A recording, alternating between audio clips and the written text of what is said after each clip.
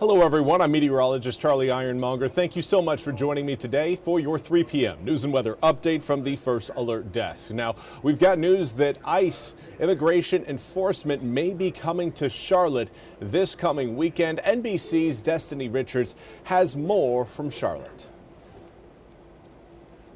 We heard from mostly Democratic leaders who say they still have no real answers from the federal government about this Border Patrol deployment to Charlotte. But what they did share was a unified message of support and protection for everyone who lives in the Charlotte-Mecklenburg area. Local and state leaders, along with community activists, stood together, saying they still have no information about the Border Patrol operation in Charlotte. They say the lack of transparency is dangerous and are calling the deployment a political move that's inciting fear. Everyone who spoke stressed that Charlotte is safe and that immigrants are neighbors, business owners, and part of the fabric of the community. We're talking about human beings, men, women, and children, who are walking in this city, who are working in this city, who are being educated in this city in fear. There is a whole community of people that are not afraid to speak out, that are not afraid to speak up, that are not afraid to speak truth to power. Mecklenburg County says its response right now is education, helping families know their rights and getting them connected to local resources. We also heard from community groups like Action NC, who urged immigrant families to stand confident and stay calm if confronted, and if anyone sees any mistreatment by these agents, to record it and report it. In Charlotte, I'm Destiny Richards for NBC News. Thank you very much, Destiny, for that report. We now want to turn to your weather forecast. Well, before we get to your weather forecast, we actually have some more news to bring to you. SNAP benefits have been fully restored for the month of November. Now, the decision comes after the U.S. House again passed the funding bill to President Donald Trump, which ended the nation's longest shutdown 2 nights ago. Now, the federal shutdown began on October 1st and lasted a record-breaking 43 days, leading to nationwide uncertainty over delayed and partial SNAP benefits this month.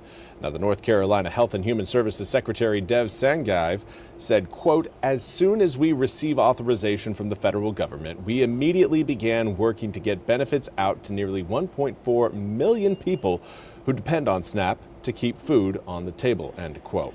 Now, DHHS says all North Carolina SNAP recipients will now see their full November benefits on their cards by Friday.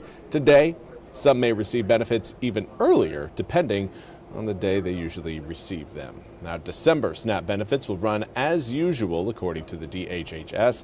Beneficiaries can check their EBT card balance by calling the number on the back of their card at 1-888-622-7328. Please call 211 if you urgently need food resources. This number will direct you to local pantries. Now, we also again want to highlight your weather forecast today. It's been a sunny day across most of eastern North Carolina, and we'll take you to the visible satellite, and you can see cloud cover up to our north, not actually making it down into the east. So Virginia had to deal with a little bit of cloud cover today. We may see a few clouds rolling by over the weekend. Right now, we're zooming the picture in a little bit closer, and you can see that all of eastern North Carolina looking sunny and clear. A few wisps of clouds over Grifton right now. 64 degrees. Dew points in the mid to upper 20s. Very dry air right now over the east, and that's going to make it difficult for any rainfall to actually make it to the ground if it even tries to rain, which this weekend it doesn't really want to. We're looking at a dry forecast for both Saturday as well as Sunday, despite our need for the drops.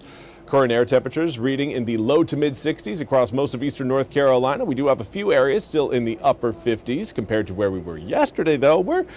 We're generally on par with what we saw Thursday afternoon. Now, coming up for this evening, we've got, of course, Friday night football happening, and it is going to be chilly out there. Make sure if you're heading to any of the games, you prepare for the chill. Again, it will have a little bit of a bite to it coming up later on this evening, but those air temperatures, again, shouldn't be getting too chilly tonight into tomorrow morning, thanks to winds turning southwesterly overnight tonight. That will actually help keep our overnight lows generally in the mid to low 40s. We'll be in the mid 60s by the time we reach 11 a.m. tomorrow, essentially where we marked our highs for today, and we're going to blow right on past that number. 69 degrees by noon, 71 by 1, 73 between 2 and 3 p.m. That marks your high for the day, and then we'll gradually cool off as we head through the rest of the day. Now, of course, the big news tomorrow is Memphis coming to ECU for Senior Day. Dowdy-Ficklin hopefully is rocking and rolling. 69-degree air temp for your tailgate. 4 p.m. kickoff should be right around 73 degrees. And at the time you head home, most of us are going to be looking at the mid-60s. A few clouds across the area won't produce much of any sort of rainfall as we head through your Saturday night into Sunday. But we will have a better opportunity for rain as we head into next week. I do want to mention that winds for tomorrow, again, more west-southwesterly. We'll see stronger winds show up on Sunday. We could be looking around 15 to 25 mile an hour sustained winds as we wrap up the weekend. Then the air temps drop. 75 degrees Sunday, turns to 61 on Monday, and well, that's going to lead to not only cooler air temperatures but lower humidity, which will make it even more difficult for the rain showers that we've got planned for Tuesday, Wednesday, Thursday, and Friday to actually come to fruition.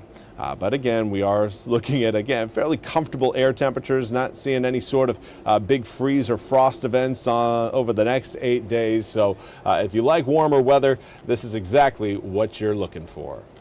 Well, that's all we have time for today's 3 p.m. News and Weather Update from the First Alert Desk. I want to thank you all so much for joining me. We'll be back with more news and weather coming up at the top of the hour. Until then, have a fantastic rest of your Friday.